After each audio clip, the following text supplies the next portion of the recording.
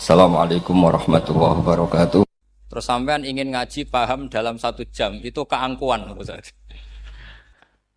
Jadi Rasulullah itu jadi nabi itu 23 tahun. Tapi orang ingin memahami Islam, nyewa kiai, diatur lagi itu kalau nggak pernah sepuh itu dosa, itu jelas itu. Itu 1 jam ingin paham. Saya punya sekian cerita, ini Maulidur Rasul Shallallahu Alaihi Wasallam. Itu dulu zaman Nabi itu ada ayat yang Jibril jauh-jauh dari langit turun ke bumi hanya membawa satu kalimat. Sehingga syarat seorang mufassir itu termasuk tahu pertanyaan kalimat apa yang hanya satu diturunkan Jibril. Yaitu kalimat minal fajr. Jadi dulu awal-awal Islam itu ada ayat kamu makan wakulu washrobu hatta yatabayyana lakumul khaytul abyadu minal khaytil aswad. Jadi kalau malam puasa itu orang boleh makan selagi melihat benang putih sama benang hitam itu belum kelihatan. Tapi kalau sudah kelihatan mana yang hitam, mana yang putih, berarti otomatis imsak. Itu sahabat entah saking lugunya, itu ya benar-benar pasang benang hitam sama putih, dia makan. Nanti 1 jam dari makan misalnya diintip lagi, kok belum kelihatan makan lagi. Mungkin yang istrinya cantik ya kumpul istrinya lagi, kalau tidak cantik ya sudah tidak usah mungkin.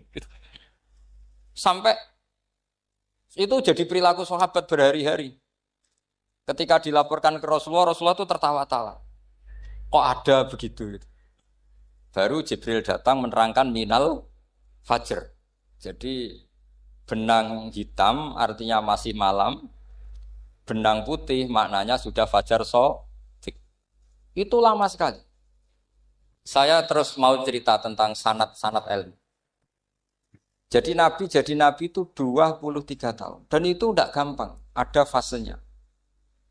Bahkan ada fase Nabi itu harus as-sukut anil mungkarat.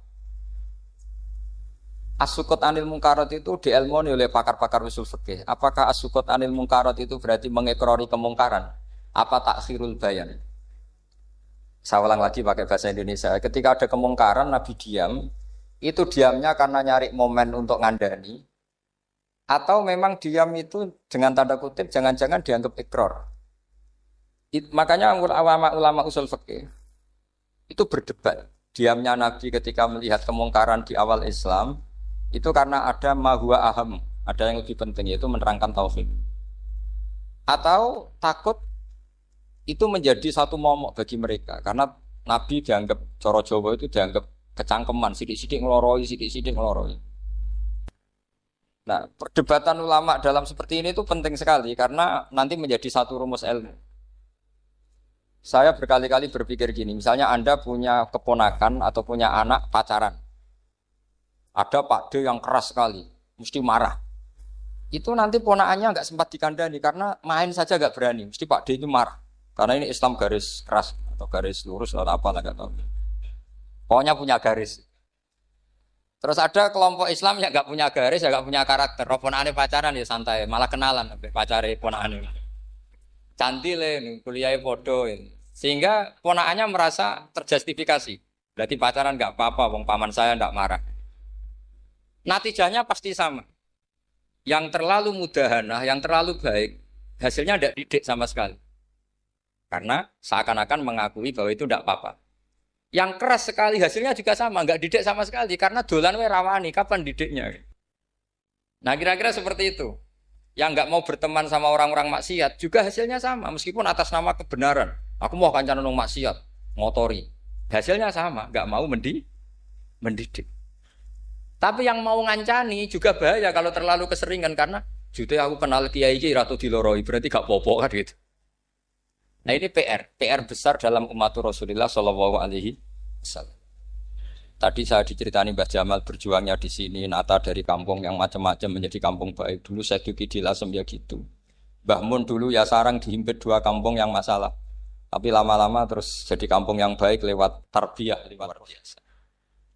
Maka ketika kemungkaran kita biarkan, itu namanya apa? Namanya itu kalau dalam usul fikih itu takhirul bayan. Apa? Mengundurkan memberi apa? penjelasan. Karena sekali tidak dengan definisi ini, nanti takutnya dianggap al-iqrar alal mungkar, dianggap ngakui kemungkar. Nah, saya termasuk orang yang sangat usuli ya, sangat memahami Quran, hadis itu secara disiplin ilmu usul fikih. Nah, kenapa itu satu keharusan begini logikanya? Saya ulang lagi, Nabi jadi Nabi itu 23 apa? Itu yang menyokong beliau jadi Nabi itu orang Nasrani dan orang Yahudi. Karena itu satu-satunya perangkat yang harus dipakai. NU belum ada, sama nggak usah GR bela Nabi. NU pas itu belum ada. Maulid Nabi itu yang kangelan tuh Abu Lahab, bukan pengurus NU. Sampai sekarang dalil Maulid itu masih pakai Abu Lahab. Jadi ini ya NU itu termasuk organisasi yang luar biasa. Abu Lahab itu jadi dalil. Jadi Abu Lahab dengar kalau iparnya Abu Lahab itu iparnya Aminah, iparnya Sayyidah siapa? Dengar Aminah lahir, nggak punya suami, saking senengnya candalemnya beliau, itu dimerdekakan. Ya setidaknya untuk hari Senin tak sebut beliau, karena pas soleh. Nanti Selasa Rabu sudah. Itu dimerdekakan. Saya yang kiai kecil saja nggak bayangkan kalau pagi-pagi tidak punya anak dalam yang bikin kopi siapa, yang mencucikan siapa, yang nyapu rumah. Tapi Abu Lahab saking senengnya punya ponakan itu dikasihkan, sudah Suwaiba kamu pakai saja. Sudah biar melayani kamu, ngurusin kamu. Jadi saya bayangkan hari itu Abu Lahab itu mungkin bikin kopi sendiri, nyapu sendiri demi. Nah itu sama Allah dikenang. Dikenang sehingga yukhaffafu anhul adzabu yaumal isnan itu masyhur. Idza kana hadza kafiron ja'a dhammuhu bi tabbat yadahu fil jahimi muhal lada ata annahu fi yaumil isnaini daiman yukhaffafu anhu lisururi bi ahmada famadzannu bil abdil ladzi kana umruhu bi ahmada masruran wa mata muwahhida. Ini Abu Lahab yang kafir, hormat Maulidur Rasul saja dapat takhfiful adab, apalagi yang mukmin. Jadi itu satu-satunya dalil Maulid, itu dalilnya Abu Lahab. Ya makanya terus kita itu dibully sama kelompok sebelah, dalil kok Abu Lahab. Tapi saya pastikan awal Islam itu yang menjadi perangkat nubuwah itu hanya Yahudi dan Nasrani. Karena yang lainnya nggak tahu Nabi itu apa. Saya beri sedikit cerita, Nabi itu umur anggap saja kita ikut kaul yang 12 tahun saja. Sebetulnya ada beberapa perdebatan, ada yang bilang 9, ada yang bilang 12. Tapi yang debat tidak usah didengerin, sama-sama nggak tahu kok ngotot. Kadang orang debat yang lucu, sama-sama nggak tahu kok ngotot. Anggap saja 12. Nabi datang ke Syam, Syam itu ya sekitar Syria, Lebanon, Palestina itu Syam. Itu pertama yang tahu kalau beliau Nabi itu ya rohib. Rohib itu terjemahnya ya pendeta. Rohib, Bukhairah, nemuin Abu Thalib, itu siapa? Ini anak saya. Terus ditanya lagi, ini siapa? Ini anak saya. Sampai 3 kali. Terus sampai Abu Thalib itu agak tersinggung. Memangnya masalahnya apa kalau dia anak saya? Terus Ibu Bukhairah bilang gini, semua alamat Nabi pada anak ini itu ada semua, kecuali kecelakaannya satu, anak kamu. Loh memangnya masalahnya apa? Karena alamatnya Nabi di Taurat dan Injil itu yatim. Sementara ini punya bapak kamu, ini masalah. Jadi dilihat macanya sudah memenuhi kriteria, semua memenuhi kriteria kecuali satu karena punya bapak Abu. Akhirnya Abu Thalib ngaku, ndak ini dah anak saya, ponakan saya. Akhirnya diketahui kalau ini benar-benar calon Nabi. Pertama yang tahu siapa? Pendeta. Karena yang punya khazanah kitab samawi itu ya para orang Nasrani dan Yahudi. Sehingga Al-Quran meskipun pada akhirnya ngeritik Yahudi Nasrani, diarahkan Yahudi dan Nasrani. Karena satu-satunya yang masih punya kitab samawi itu Yahudi dan Nasrani, meskipun sebagiannya sudah dirubah-rubah. Alamat pertama itu seperti yang diceritakan di Berjanji, afi ainaihikum, matanya dilihat. Terus perlakuan pohon. Saya pernah di pohon itu, pohon nubuah. Itu umurnya ribuan tahun.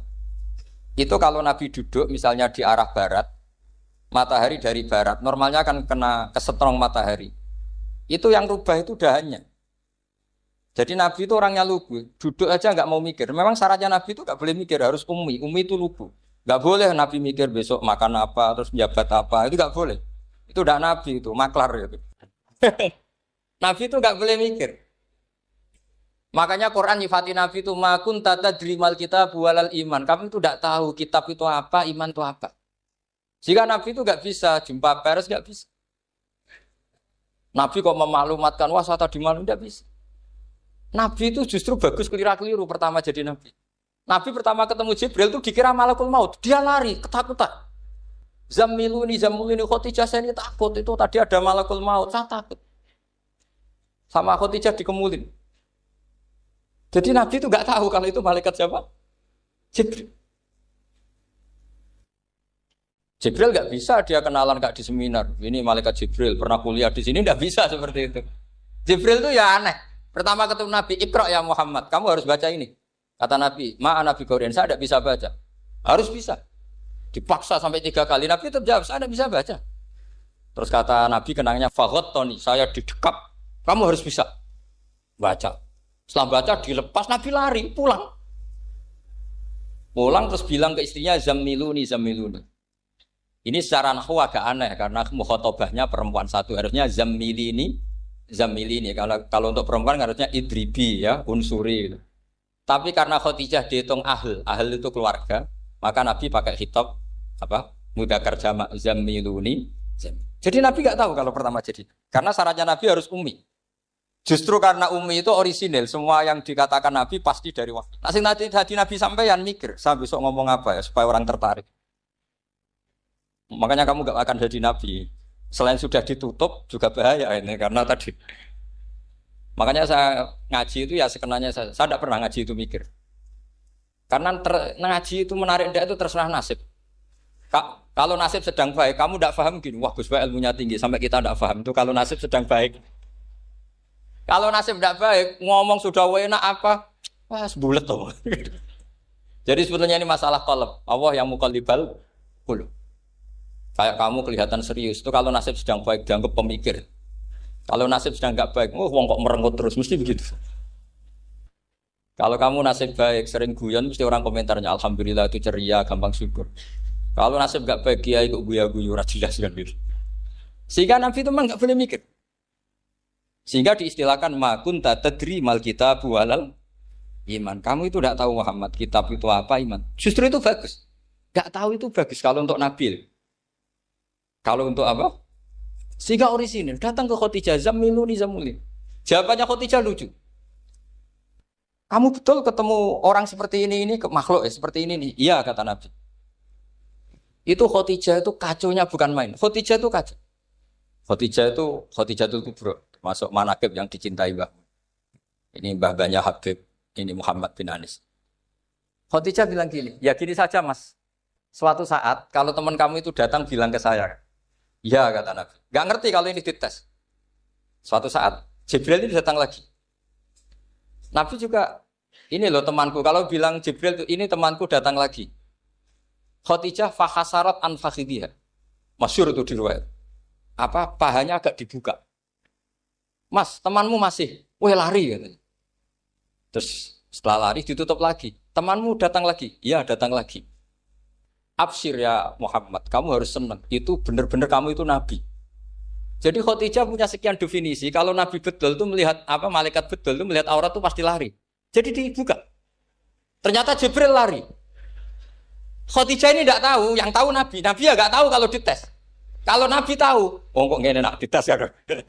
Jadi ini mungkin, jadi Nabi itu gak tahu kalau dites. Mas, kalau temanmu datang, bilang saya. Setelah pas Nabi sama Khadijah, Jibril datang. Masyhur itu, fahasarat an fakhidiyah. Dibuka, temanmu masih mas, lari gitu. Ditutup lagi. Sekarang gimana mas, datang lagi. Kamu harus seneng, kamu Nabi betul. Karena kalau itu setan, wah mesti seneng nonton aurat kan. Itu Nabi tidak tahu kalau dites. Kalau sampean kan tahu kalau mau dites istri. Sampean mulai kato tong wedok liya teko mesti bojo mbak servis untuk menutupi semua keburukan itu. Itu Nabi. Uniknya terus Khadijah. Nabi jadi Nabi sama Khadijah itu tahu dulu Khadijah. Nabi enggak tahu kalau mau jadi Nabi, tapi Khadijah tahu. Sehingga ketika umur 25 tahun Nabi sebagai pedagang, Khadijah itu ngirim mata-mata namanya Maisarah. Maisarah itu nama lelaki. Saya tambahi lagi, Maisarah nama lelaki. Nanti kalau kamu artikan nama perempuan, oh berarti Nabi kemana-mana punya perempuan. Enggak, Maisarah itu nama lelaki. Maisarah dikirim Khadijah terus. Gimana Muhammad di perjalanan? Tudhilluhul ghamamah tuti'uhus sahaib. Kemana-mana dipayungi oleh mega, oleh awan. Sekian informasi ke Rasul ke Khadijah itu dimasukkan semua ke Khadijah. Tapi betapa kecewanya Khadijah ketika Nabi nikah umur 25 tahun, Khadijah umur 40 tahun. Itu kok gak jadi Nabi. Itu mulai kecewa sido jadi Nabi tahu orang. Makanya ketika tahun ke-40, berarti Nabi umur 40, cerita ketemu tadi Jibril, sebenarnya Nabi nggak tahu itu Jibril, nggak bilang Jibril. Itu Khadijah senangnya bukan main. Karena apa yang dibayangkan dia terjadi. Fa la yuzika wa abadan innaka la tasilur rahim wa tahmilul kalla wa taksibul ma'dud wa taqridu fa wa tu'inu ala nawaibil haq. Bahasa Pak Said Akil, syarat jadi rais Suriah harus hafal katanya gitu. Sonono, syaratnya jadi ulama. Saya ini jadi ulama sebelum di NU. Banyak kata Mbak Mun dulu guyon kiai ono loro, ono kiai sing ning NU, berarti kiai sik lagi ning NU. Ono sing kiai NU nak gak pengurus NU ada di kiai gitu kan. Itu guyonannya Mbak Mun. Akhirnya Khadijah itu sempurnanya bukan main karena pernah ragu 15 tahun.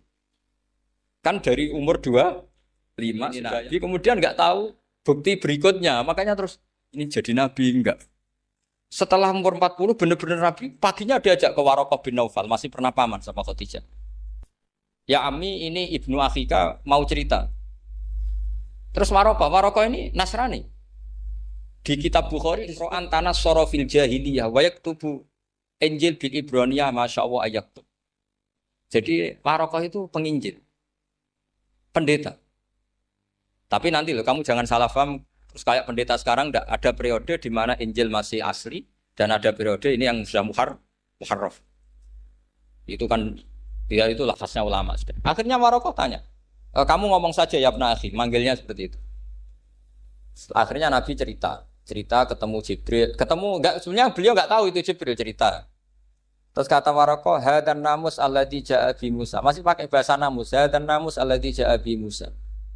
Itu namus semacam malaikat yang mendatangi Musa. Terus uniknya Waraqah bilang gini, wa iyudrikni yaumukan ansuruka nasron mu'azzar. Andaikan saya menemukan hari ketika kamu jadi nabi, akan saya bilang mati-matian. Kapan itu, paman? Khina yusrijuka kaumu, ketika kamu diusir oleh kaum kamu. Nabi sebagai orang baik, makanya GR jadi orang baik itu ya boleh. Nabi sebagai orang baik itu tanya, awamu khrijiyahum. Kalau kiai mana nih awamu khrijiyah ana ta iku wong sing ngetono ingsun hum ta kaumi. Masa saya nanti diusir kaum saya? Saya ini termasuk keluarga terhormat. Perilaku saya baik. Masa saya nanti diusir? Terus kata Waraqah, tidak ada seorang pun yang jadi nabi kecuali nanti ngalami diusir. Jadi yang tahu mau diusir itu ya Waraqah. Nabi malah tanya, masa saya nanti diusir? Karena tadi syaratnya Nabi harus ummi. Ummi itu keibu-ibuan. Jadi nggak tahu. Tapi nggak tahu di Nabi itu sifatu madkhin, sifat pujian, bukan sifatu naqsin, sifat apa? Kekurangan. Akhirnya Nabi mulai sadar, wah jadi Nabi tenan kan gitu. Jadi saya ini termasuk orang yang sangat-sangat susah ketika orang ingin belajar Islam itu instan. Dulu Nabi jadi Nabi itu 23 tahun. Itu untuk menemukan teori masbuk, tidak nyalip imam, itu Nabi juga lama. Jadi dulu sahabat itu kayak anak-anak kecil zaman saya kecil itu kalau imam sudah rakaat ketiga atau rakaat keempat itu kalau orang-orang desa kan langsung takbir terus dia sholat sampai 3 rakaat nyalip siapa? Imam. Nanti di rakaat keempat baru sama imam salam dia ikut salam. Itu hebat betul. Itu sama sekali nggak salah. Kalau ditanya, lo kok ikut salam? Kan sudah sama-sama 4 rakaat karena imamnya dia apa? Disalib, jadi dia takbir terus tahu imamnya rakaat ketiga atau keempat terus nyalip sampai ke rakaat yang sama, nanti salamnya bareng-bareng imam. Itu dulu sahabat ya gitu. Kalau Rasulullah sudah di rakaat keempat atau ketiga langsung mereka takbir Allahu Akbar nyalip. Setelah nyalip menyamakan dengan Rasulullah salam juga ikut salam. Jadi itu dulu lama sekali prosesnya. Sampai ada satu peristiwa Mu'ad bin Jabal datang. Kemudian Nabi sudah sholat, berarti masbuk kalau dalam bahasa fikih. Mu'ad langsung ikuti Nabi, setelah Nabi salam baru Mu'ad menambahkan jumlah rakaat yang tertinggal. Terus semenjak itu jadi sunnah Jadi sunnatan mutaba'ah kalau masbuk ikut imam, kemudian hanya menambahkan rokaat yang apa? Tertib. Itu 23 tahun. Jadi saya ngisi 20 menit yang nggak paham, 2 jam yang nggak paham, 3 jam yang nggak mungkin paham. Daripada gitu ya 20 menit saja. Ya itu betul, karena saya tidak punya kemampuan untuk itu. Saya masih ingat, saya ngaji umum pertama itu di hallnya abahnya Pak Hamid Pasuruan, di Lasem.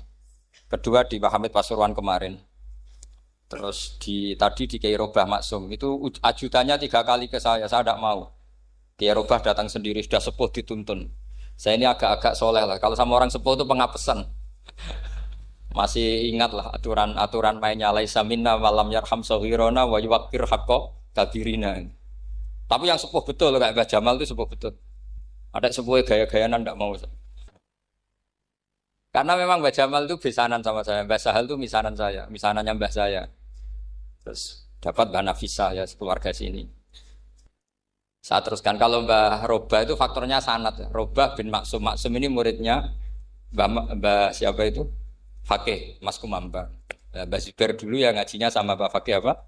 Mas Kumambang. Kemarin seminggu yang lalu saya di Pondok Termas ya faktornya sepuh. Karena sanad saya Mbah Mun, Mbah Zubair, Kiai Fakih Mas Kumambang, kemudian Mbah Mahfud apa Termas. Maka berjanji itu kitab yang masalah madaih itu bagus secara tarik. Jadi kita madaih itu beda-beda. Ada yang kayak Habib Ali.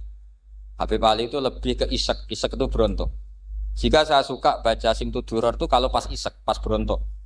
Bronto itu ya pas kangen Nabi, biasanya saya wudhu terus baca Simtud-Duror itu pas isek. Tapi kalau saya ingin baca sejarah suka berjanji. Kalau Habib Ali jelas isek. Yang duriannya sekarang di Solo termasuk Habib Muhammad bin Husain bin Anis bin Alwi bin Ali yang punya Simtud-Duror. Jika kalau beliau baca sholawat ya sholatan yattasilu biha ruhul musalli alaihi. Fayam basitu fi qalbi siru nuri ta'alluqi bi wa hubbi. Fayuktabu biha bi inayatillahi nabu fi hisbi.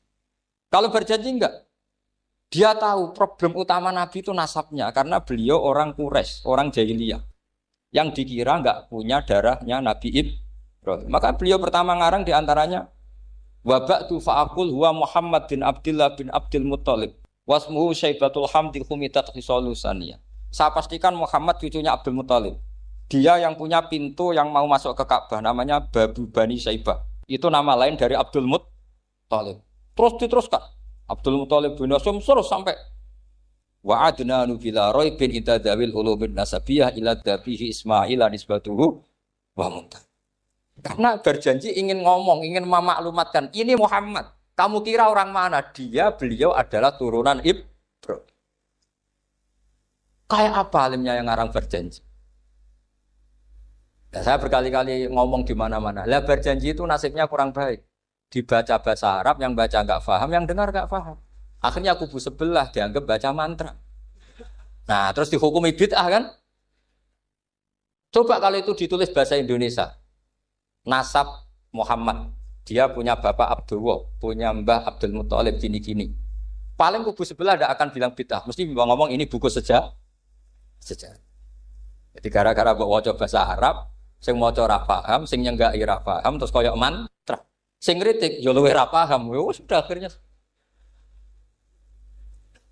Jadi berjanji itu bela-belain Nabi itu yang dilihat sisi nasab. Makanya beliau ngendikan wa'adnanu bila raibin inda dzawil ulumin nasabiyah ila dzabihi Ismaila nisbatuhu wa. Itu juga orang Yahudi. Akhirnya orang Yahudi banyak yang iman. Ternyata Muhammad itu udah orang lain. Sampai mereka bilang Muhammad minal asbab. Muhammad itu enggak lain saudara kita. Akhirnya orang Yahudi banyak yang iman. Jadi pertama Nabi jadi Nabi, itu yang tahu ya orang Yahudi dan orang Nasrani. Karena mereka pasti punya sisa-sisa kitab samawi. Itu yang diceritakan Ka'bil Ahbar. Ya al-haditsus tsani an Yasar bin Atha an Ka'bil Ahbar. Qala 'allamani abi Tawrata ila sifran wahidan kana yaqtimuhu wa yudkhiluhus sunduk. Falamma mata abi fatahtuhu fa idzan fi nabiyyun yakhruju akhiras zaman maulidu bi Makkah wa hijratu bil Madinah wa sultanuhu bisyam. Ya, jadi ini saya urun nerangkan maulid. Tapi jangan diundang lagi. Ya, jadi, pokoknya ini kaidahnya jelas. Kalau tidak pernah sepuh ngundang saya haram. Aturan fikihnya kan gitu. Kalah alim ngatur yang alim haram. Kalah tua ngatur sing tua haram. Tapi nak wong tua ngatur sing nom ana kemungkinan halal. Mergo ana kemungkinan sing nom ra nurut wong tua iku dosa. Makanya kalau saya dipanggil yang pernah sepuh, waduh cocok ra cocok ya samina wa ta'na. Karena Mbak Jamal ini abahnya Gus Rozin, biasanya basal. Terus saya pokoknya tak ingat saya pengajian umum itu baru ke-7 ke 8. Semoga ya nanti sampai mati ya jumlahnya masih bisa terhitung. Tapi kalau ngaji rutin saya terus ngaji rutin. Saya pernah baca hikam di Jogja khatam. Kalau di pondok saya sudah nggak terhitung saya khatam berapa kitab nggak terhitung karena saya sering ngaji rutin. Sehingga Diba itu kitab kesayangan Habib Ali. Habib Ali sebelum ngarang Simtud Duror itu beliau nginduk kitab apa? Diba masyhur. Jadi saya ulang lagi ya, kalau Diba sama Berjanji lebih ke tarikh, kalau Habib Ali ke Isyak, semuanya baik. Saya baca Habib Ahmad Al-Habsyi Pasuruan pernah tak tanya, kenapa kalau Maulid baca 3-3-nya? Ben gak asobiah Gus, ben keduman kabeh.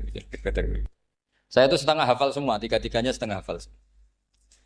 Berjanji cerita, Al-Hadis Susah Diba yang ini Diba, Al-Hadis Susani an Yasar bin Atha an Kabil Akbar. Kata Kabil Akbar, saya ngaji sama bapak itu Taurat itu khatam. Tapi saya itu iskal itu janggal. Kenapa ada satu lempiran yang enggak diajarkan? Disimpan fisunduk. Jadi orang Yahudi itu ada baiknya. Mestinya kalau mangkal kan dibakar supaya hilang jejak. Enggak. Karena Yahudi itu ada unsur nubuah. Karena babanya Yahuda bin Yakub bin Ishak bin Ibrahim. Tapi Yahudi yang orisinal ya. Saya berkali-kali ngaji bilang Israel itu kalimatu madkhin, pujian. Sehingga Israel disebut wa ani faddaltukum alal alam itu Israel yang bani karena ada gennya Nabi. Kalau Israel yang sekarang itu nation, sebuah negara. Mereka ada yang Zionis, ada yang turunan Eropa, Amerika, terus Islamofobia. Itu beda Israel yang negara dengan Israel yang bani. Kalau yang bani itu ada unsur gen para apa? Nabi, sehingga ya bani Israel. Tapi kalau Israel sekarang nama sebuah negara. Sehingga ketika Allah bilang ya bani Israel itu khitabnya pada penduduk Medina. Kenapa? Karena penduduk Medina zaman itu banyak yang keturunan Nabi Ibrahim alaihis salam. Jadi Israel di Quran itu bukan nama sebuah negara, nama sebuah turunan. Sehingga disebut ya Bani Israel, he anak turune Israel. Kita tahu Israel nama lain daripada Nabi Yakub. Yakub bin Ishak bin Ibrahim. Ya karena memang saya nekuni ilmu. Kalau tadi yang Banjari kan nekuni suara. Jadi suaranya bagus. Itu kalau nggak ditopang al-jamalul akli, logikanya juga bagus. Itu bahaya, nanti orang mau nyanyi tok. Nah ini tak bantu. Tadi ada al-jamalul sauti, kebaikan secara suara. Ini tak bantu al-jamalul akli, kebaikan secara makna. Ya mestinya keren al-jamalul akli, karena al-jamalul sauti itu penyanyi dangdut bisa. Jadi semua penyanyi bisa kalau suara bagus ya. Tapi kalau maknanya Diba itu kalau tidak orang alim tidak bisa. Wes tuku terjemahannya tetap paham, bakat itu. Saya teruskan. Falam mama tabi, orang Yahudi itu dia benci kok naskah itu tetap disimpan. Terus kata Kabil Akbar, falam mama tabi fatahtuhu, ketika bapak saya meninggal, kotak ini tak buka. Faidan fihi nabiyun yakhruju akhir zaman. Di situ ada keterangan bahkan akan ada nabi yang keluar akhirat, mauliduhu bi Makkah wa hijratuhu bil Madinah wa sultanuhu bis Syam. Kerajaannya itu di Syam. Bareng Kabil Akbar ini sebetulnya menangi Rasulullah SAW. Tapi dia nggak mau iman. Karena Nabi itu nggak lengkap menurut dia. Ini Muhammad sudah benar lahirnya di Mekah, wafatnya di Madinah. Tapi masih kurang satu, wa sultanuhu bis Syam. Zaman itu Syria, Libanon, Palestina masih di bawah pasukan salib, pasukan Nazaret. Sehingga dia mikir, katanya kerajaan Islam ada di Syam, ini kok Muhammad nggak jadi raja di Syam. Sehingga dia menunda imannya, yuakhiru Islam. Bareng era Sayyidina Umar, beliau bisa menaklukkan Baitul Maqdis. Terus dia iman. Makanya imannya Kabil Akbar itu era Sayyidina Umar, karena sudah masuk definisi ketiga wasultanuhu bisyam, kerajaannya Nabi ada di iman. Sekali iman langsung pinter deh. Wong sedurunge baca kitab Samawi banyak. Sehingga Sayyidina Umar kalau mau tanya kitab Samawi ya tanya Kabil Akbar. Karena beliau itu Nabi sudah benar maulidu bi Makkah wa hijratu bil Madinah wa sultanuhu Bisa. Rasulullah ketika wafat atau intaqala ila rafiqil a'la itu belum menangi Islam naklukkan mana Palestina. Tapi Nabi itu kasef. Nabi itu nak kasef itu ya lucu. Makanya kalau ada kiai lucu itu ya anggapnya niru Nabi. Nabi itu lucu. Ada sahabat itu gak pati ganteng, pendek gak pati ganteng. Namanya Surakoh. Itu digojlok sama Nabi. Surakoh, bagaimana kalau kamu suatu saat itu pakai tas itu apa? Mahkotanya Raja Syam, Raja Kaisar. Ya Surakoh ya dianggap Nabi guyon gitu aja. Nabi guyon aja. Singkat cerita, suatu saat Umar itu mengalahkan kerajaan itu. Kaisar itu dikalahkan Umar. Saking takutnya lari, mahkotanya itu jatuh. Jatuh disaksikan Surakoh. Terus ingat, dulu Nabi pernah ngendikan itu disuruh pakai saya. Akhirnya sama Surakoh dipakai. Ya tetap orang ganteng, macam orang ganteng. Padahal sudah pakai mahkota guys.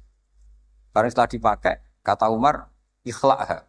Itu dicopot. Mau saya pakai untuk Baitul Muslimin, untuk Baitul Mal. Kata Surakoh, bukankah Nabi ngendikan kalau ini yang pakai saya?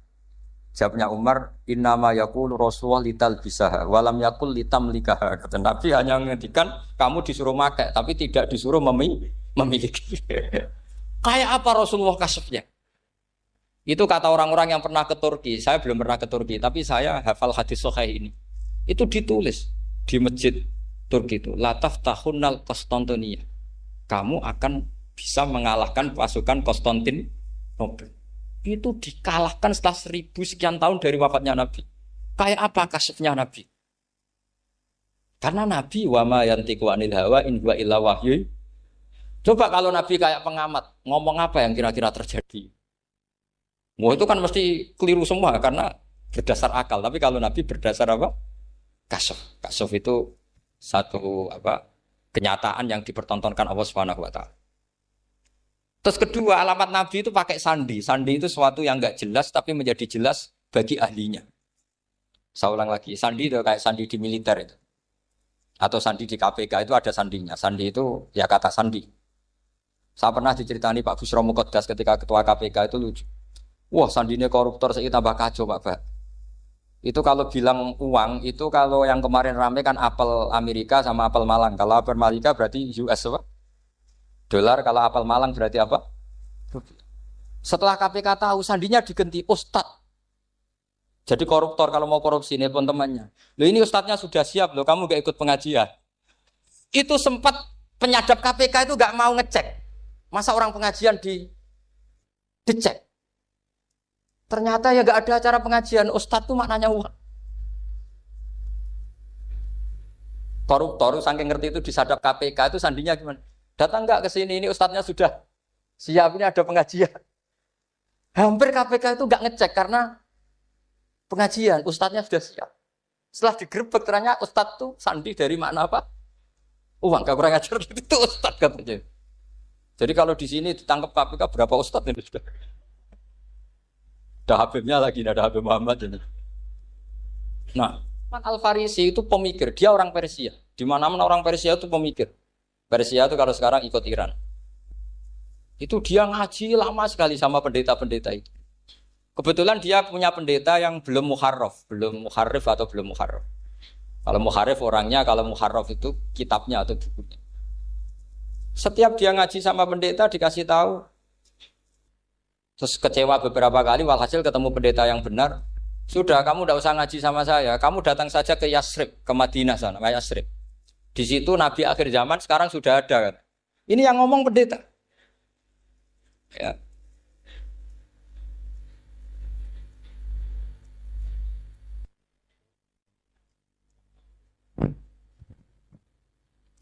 Ya terus sandinya itu 3.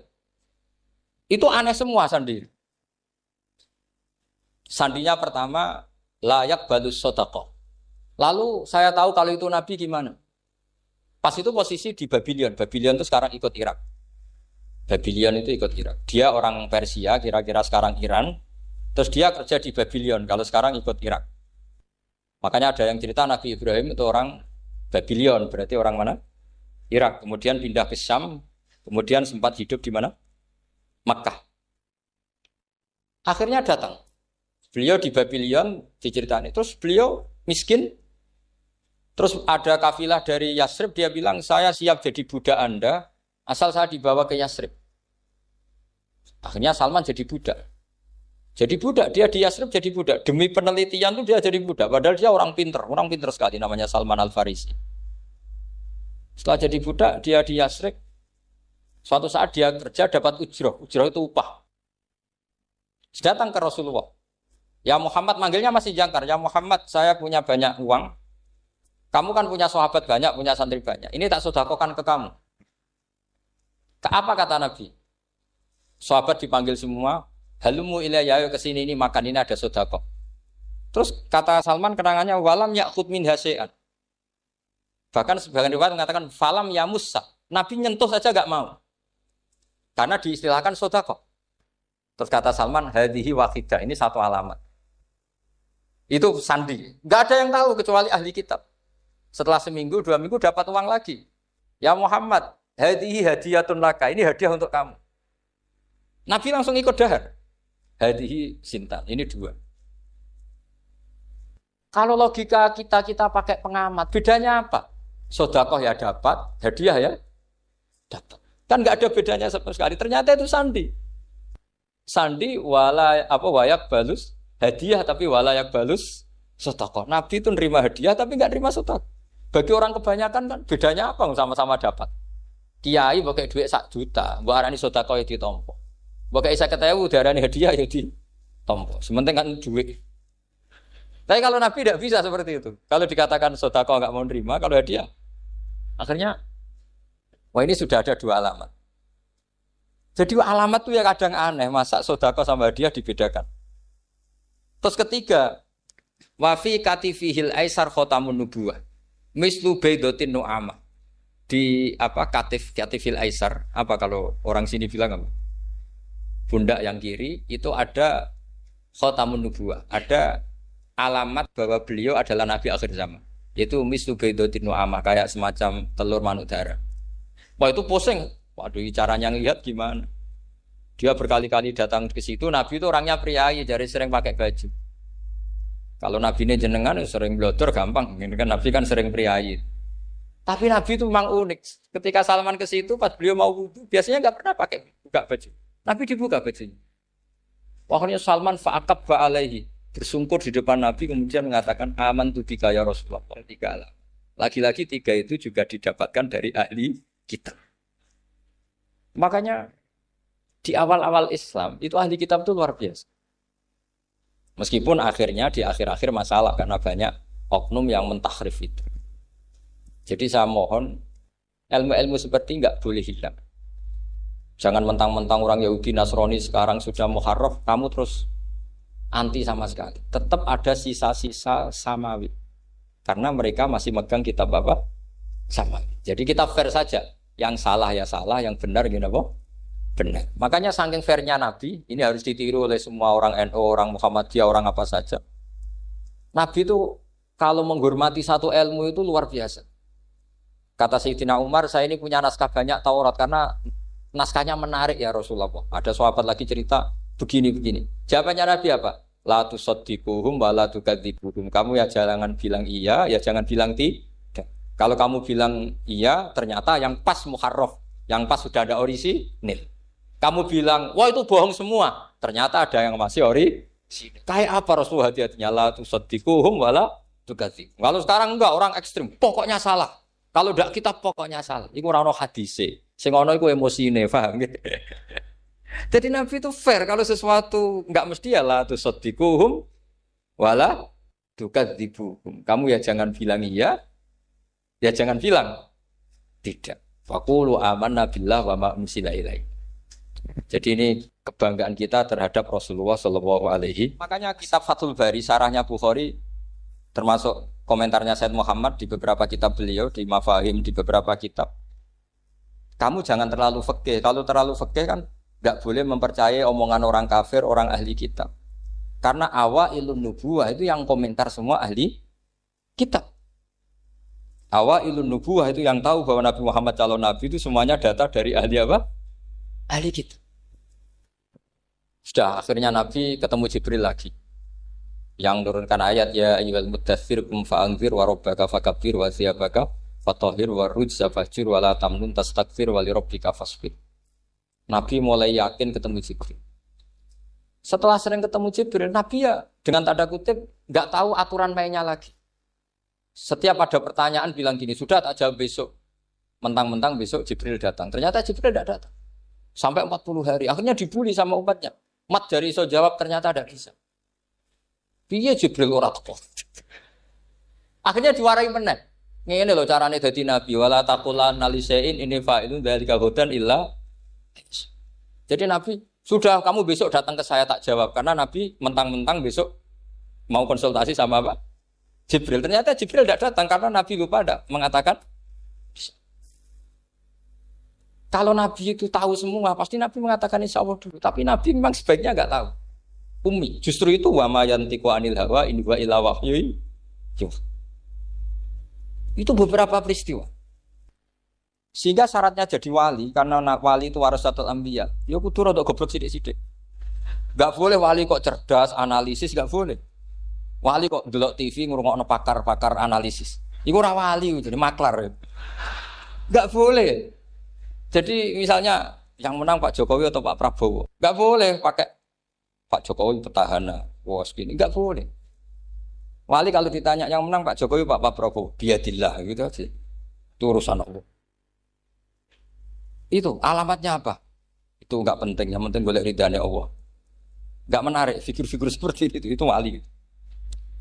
Sudah saya teruskan supaya clear ya masa Maulidur Rasul sallallahu alaihi wasallam. Itu kita tidak punya data kecuali dari ahli kitab. Yahudi lebih ngeri lagi. Yahudi itu punya kriteria syaratnya Nabi harus min dzurriyyati Ibrahim. Ya makanya kitab yang paling disenangi Mbah Mun itu berjanji. Syaratnya Nabi harus min dzurriyyati Ibrahim. Lalu Muhammad itu siapa? Kok tahu-tahu Nabi dia itu orang Arab. Orang Arab itu jahiliyah, wongnya goblok-goblok. Wah, akhirnya terus jadi polemik ilmiah kan. Akhirnya Nabi memaklumatkan diri kalau beliau min dzurriyyati Ibrahim. Dibuktikan Ibrahim pernah singgah di Mekah, yaitu fihi ayatum bayyinatum maqamu Ibrahim. Bahwa Ibrahim pernah hidup di Mekah ada buktinya, yaitu ada bekas kaki di dekat Ka'bah. Akhirnya Ibrahim meninggalkan Ismail. Ismail kecil kekurangan air, Hajar lari-lari nyari air 7 kali. Akhirnya jadi sa'i bena sofa wal. Ada sekian bukti kalau Ismail itu hidup di Mekah, menikah sama suku Jurhum. Akhirnya orang Yahudi mulai ngeper. Loh iya, Muhammad pantas jadi nabi. Ternyata orang Mekah turunan Ibrahim alaihis. Itu andekan orang Yahudi yang tidak komen, itu juga gak dilacak nasabnya Nabi. Gara-gara orang Yahudi komen, Nabi itu harus turunan Ibrahim. Kamu asal-usulnya gimana? Akhirnya Allah sendiri yang menjawab bahwa Nabi lahir dari Ibrahim. Padahal Ibrahim itu orang Palestina. Logikanya gimana? Ternyata Ibrahim pernah singgah di Mekah. Ada bekas kakinya, ada ritualnya yaitu lari bena sofa wal mar'ah menceritakan wal marwah menceritakan apa? Ibrahim ketika nyari apa? Siti Hajar ketika nyari apa? Itu disebut fihi ayatum bayyinatum maqamu. Ono ratu ayu raja dirabi santri gelem gak? Ya ora gelem. Sofia iku anake ketuane wong Yahudi dirabi Dihya ya emoh. Emoh aku anak raja dirabi kowe. Akhirnya sahabat bareng kecekel Dihya. Waduh kenaan Dihya untuk putrine raja. Wah ape sahabat matur Nabi ya Rasulullah niki mboten adil lan kaya Dihya. Cahayune ngono trimo entuk napa? Dihya kudu entuk jenengan. Tapi jare Nabi masalahnya ning rampasan perang bagiane ndekne. Mboten kudu jeneng. Akhire Dihya diceluk Nabi. Khud sabyan ghairaha. Kowe juwelek liyane iku, pokoke ora iku. Nek iku kabeh sahabat ra ikhlas. Nggih pun ya dikano Nabi. Bareng Sofia ditakoki dikano Nabi kok gelem. Aku perang ora kepengin melok bapak perang. Mau kepen roh sing jenenge Muhammad ku sapa? Wong kok terkenal ngono. Mulane dekne melok perang. Mau kepen roh raine Kanjeng Nabi. Dekne roh sifate Nabi wajahe ngene-ngene. Bareng roh Nabi pertama iku dekne kepengin kaya apa bagiane aku dirabi wong iku. Dekne kalah wis seneng perkarane iso melok. Ya iku akhirnya dadi bojone Nabi, dadi wong salihah. Akhirnya lewat Sofia binti Huyai ini ada cerita tentang tipu dayane tiyang nopo Yahudi. Sofia cerita, aku pertama iman mergo bapakku tukaran mbek pamanku. Nggih bapakku tukaran mbek pamanku. Pamane muni ngene, ya Huyai bin Akhtab, iki wis jelas wayahe nabi akhir zaman. Nabi akhir zaman ya Muhammad iku. Kowe ya roh sifatahu fit Taurat wal Injil. Iya. Lah iya, terus kowe ora gelem iman iku piye? Aku iku isin iman mbek Muhammad. Aku iki ketua suku kok dadi anak buah. Lha iku Sofiyah krungu, wah jebule bapak mbek paman iki padha gendone, padha-padhanine. Bareng bapake mutusno perang mbek Nabi melok, tapi dekne donga ben kalah. Nara kalah dekne repot ten. Sampai ngono. Ya akhirnya digarwa Nabi jenenge Sofia. Lah saiki misale mbok walik ora pantes ah Nabi kok garwa Sofia, terus mbok balekno ning kafir. Ben dirabi wong napa? Wong kafir. Ya mulane ad-dinu aqlun waladina liman la akala. Agama yo ana akale, ana rasionale, ana itu. Saiki wong agama udah khusuk-khusukan. Tambah khusyuk dianggap tambah religi. Tesnya takoki hukum ora melingkar. Paham? Tesnya takoki napa? Hukum mesti melingkar. Mulane nek salah fatwa kudu anut ulama. Senajan ulama iki kados kula beling-beling sithik niku pokoke ulama sementing wis cek apik. Timbang khusyuk tapi ora ulama mbulet, napa? Takoki hukum muni astagfirullah, takoki halal haram kok jawabe napa? Astagfirullah.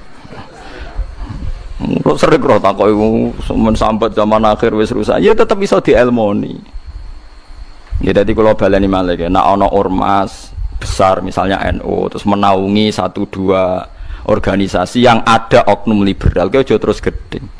Piro-piro cek dinaungi wong soleh. Ada organisasi yang kadang anggotanya preman ke aja gedeng. Lah nek preman iku dipimpin wong ra soleh malah koyo apa?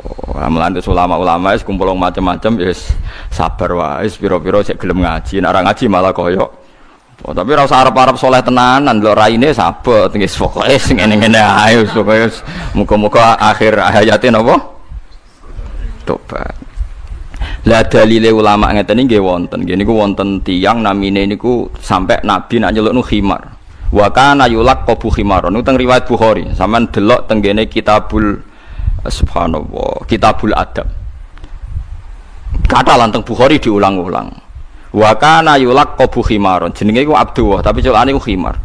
Senengane ngakali Kanjeng Nabi. Sak urip-uripe ngakal. Tapi dekne nakal ning njaba ora iso. Nak nakal iku senengane ning masjid Nabi. Bodoni wong ning pasar ora marem, senengane bodoni sahabat bahkan Kanjeng Nabi. Senengane ngombe arak. Tapi aja tiru, mau iki cerita.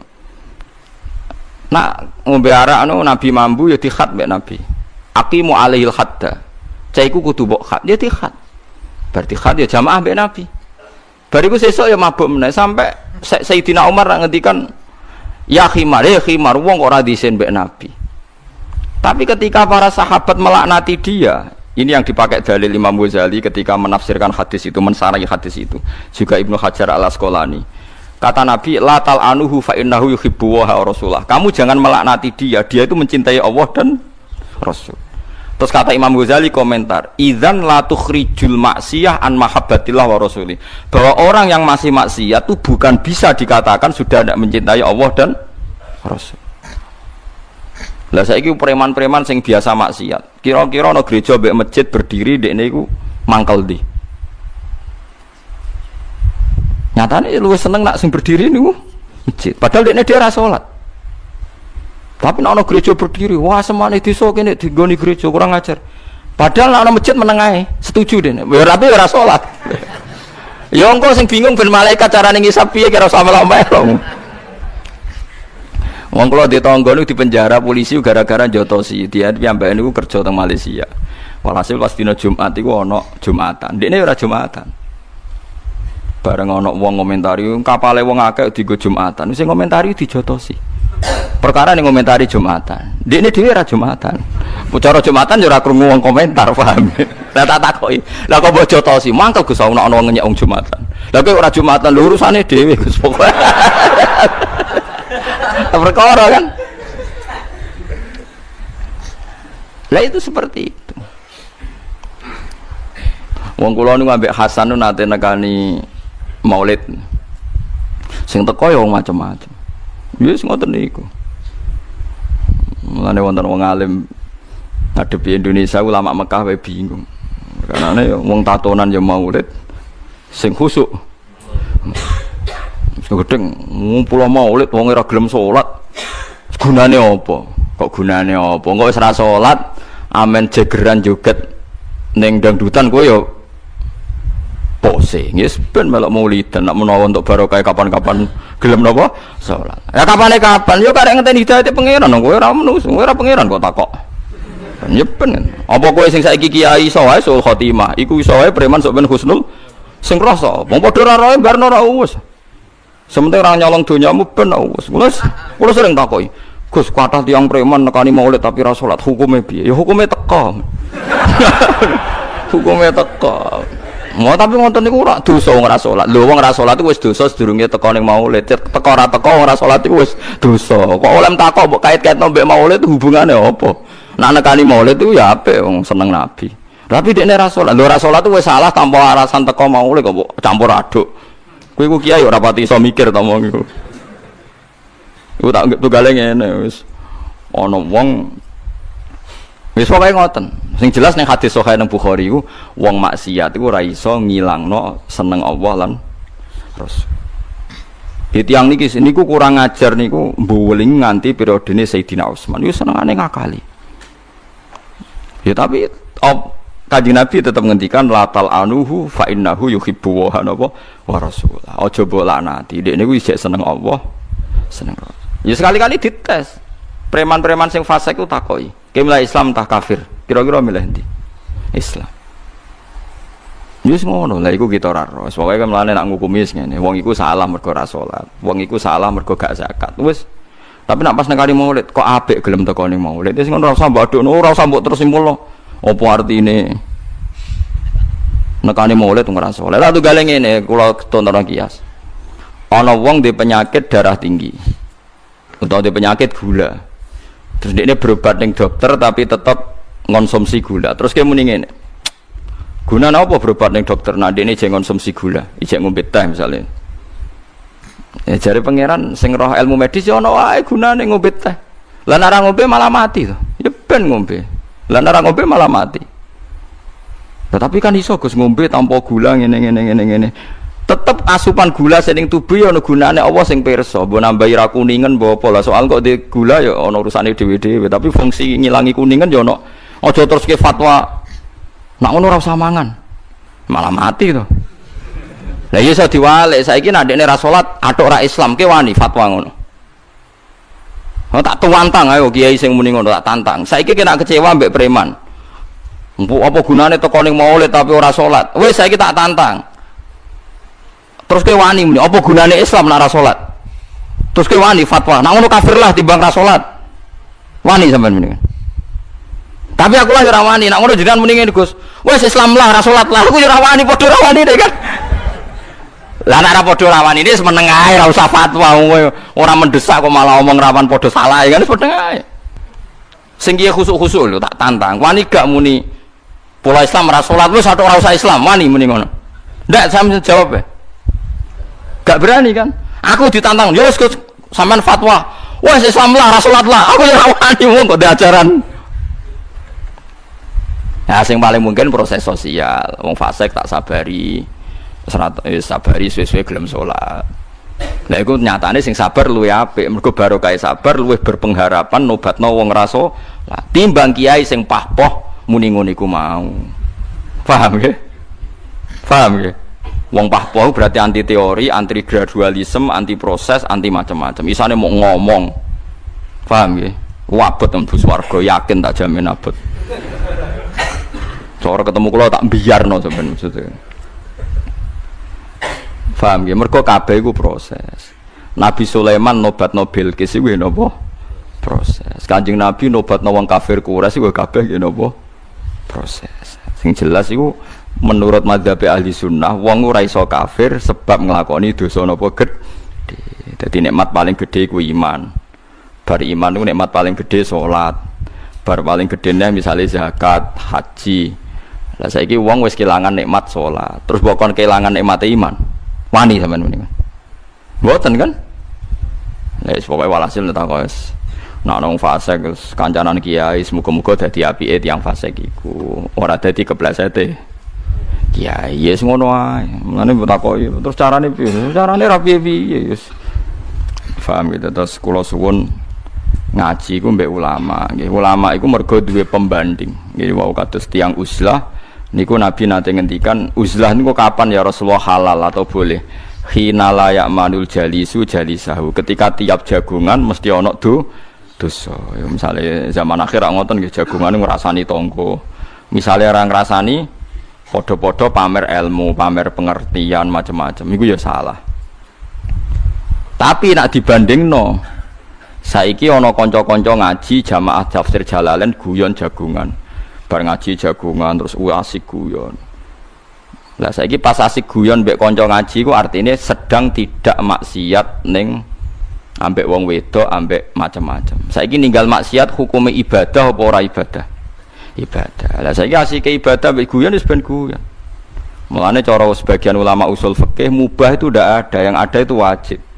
Karena saat wong soleh-soleh ini misalnya sampean bar ngaji guyon asik mbek kanca. Guyon iku mubah. Mubah itu ora ana ganjarane, ora ana napa? Dosane. Itu teori yang salah menurut sebagian ulama. Bagaimana kamu bilang guyon itu mubah mbek kanca? Wong saat guyon berarti ninggal maksiat. Lah ninggal maksiat itu ganjaran apa dosa? Ganjaran. Mulane guyon mbek kanca yo ganjaran. Mulane kula seneng nek bengak-bengok seneng wis piye-piye cek guyon. Lah nek guyone mbek wong wedok liya sing demenane malah repot. Ya wis ngono. Lah cuma nak iso luwih dhuwur meneh terus salat tahajud nggih monggo. Lah iku ya wong ngono aja bandingane sing tahajud. Rai-rai ngono bandingane ya timbang dugem wis apik guyon ngono. Wong ora bandingane kok dibanding-bandingno ya wis ngono. Paham ya? Jadi sebagian pakar usul fikih darani mubah itu tidak ada. Saya ulang lagi, mubah itu kan tarifnya mubah itu kan sesuatu yang kalau dilakukan tidak diganjar ya ora dosa. Lah itu aneh. Nah sebagian pakar usul fikih darani turu itu ya wajib. Mergo ke pas turu berarti gak zina, gak maling, gak ngrasani wong. Mulane turune wong alim ibadah, mergo ke turu Gusti timbang maksiat kalau tak tilem. Wis turu. Ya wis ibadah. Lah kowe ora ibadah salah meraniat. Bar mangan warak angop turu. Bariku mau sambet wah lega wis bar mangan iso turu. Lah niate mangan yo ngono, ben iso ngantuk, nek lesu ora iso turu. Lah urip kok ngono. Iku wis mbah iku ora roh iku wis. Mbok sepurane pangeran sing iso jaga, paham nggih. Mestine ora ngono carane urip. Wis ketok ngantuk Gusti kula niat tilem ben ninggal maksiate jenengan, maksiat seturu ora iso ngrasani wong, ora iso dosa seturu. Mau nak tangis niati salat subuh. Melek niati delok kudrohe pangeran, delok wong bingung kok isih guyu alhamdulillah. Delok wong tangi akeh kasuse akeh ya kok isih Islam alhamdulillah. Ora usah bayangno wong ideal saleh apik mboten enten. Wong zaman Kanjeng Nabi mon sing mboten ideal kathah, tiyang munafik kathah. Nah jari Imam Ghazali ana wong kok pengen masyarakat sempurna wong sombong. Wong zaman Nabi ana munafik kok trimo kowe ape wong sempurna. Nak sombong aja nemen-nemen sing apik. Paham ya? Saiki zaman Nabi kata yang munafik betul. Nah iya kowe trimo kowe ape wong sak desa sunah Rasul kabeh. Kowe iku sapa? Mbok wong mikir. Nah tapi nek ora di cita-cita urip kok ora duwe napa? Cita-cita. Mulane kok takok itu yang Gus cita-citane den dadi kiai apa? Ya cita-citaku ya pokoke ndelok-ndelok wong ngono. Lah delok piye lah ya delok wong ya delok kudrohe pangeran. Kudrohe pangeran macam-macam, ana wong sugih, ana wong melarat, ana wong bener, ana macam-macam. Sing ya semoga-moga dibalasi pangeran kabeh sing ngono wis. Wis ngono pokoke bismillahirrahmanirrahim, pokoke Allahu Rahman Rahim. Lah prakteke ya ora ora, pokoke Allahu Rahman Rahim. Paham ya, terus niki penting kula aturaken. Mun kula sakniki cerita Nabi Sulaiman. Ya Nabi Sulaiman jelas tiyang Palestina. Mun niku mun yakin mun tiyang Palestina. Sing digoni Sulaiman berstatus al-ardil muqad. Al-ardil muqaddasah ciri khase iku ana Baitul Maqdis. Wes tak baleni nek ben kowe ora ana teori sing macam-macam paham nggih. Nabi Sulaiman niku ciri khase sing digoni Sulaiman niku al-ardil muqaddasah. Ardil muqaddasah ciri khase ana Baitul Maqdis. Saiki Baitul Maqdis ning Sulaiman ta ning Palestina. Palestina. Wis ngono ae ora. Wis jelas ya yakin nggih. Mboten yakin to. Nabi Sulaiman yang putih Palestina. Terus Sabak niku tiyang Yaman. Dadi Balqis utawa Bilqis niku tiyang Yaman. Lah Bilqis niku wong wedok wayu mimpin wong lanang akeh. Kerajaane luar biasa mewah, lek.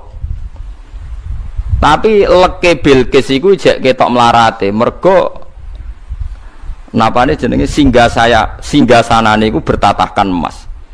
Emas iku ya emas didakok ning gone ruangan khusus, didakok digawe ranjam. Bareng tok surat ke Nabi Sulaiman, dekne pengen ngetokno sugiye. Iku ngirim utusan teng Nabi Sulaiman ditulisi napa utusane diomongi kok Sulaiman nak ngamuk berarti raja, nak ora ngamuk berarti napa nabi. Lah Bilqis iku ya ana mlarate, mase niku pirang-pirang dibungkus cara sakniki disukani pita dibungkus rapi. Barang Sulaiman ngerti dikandani malaikat Jibril, kila dikandani Hud. Sulaiman ku ngengken nggawe dalan emas. Wong dalan kok emas.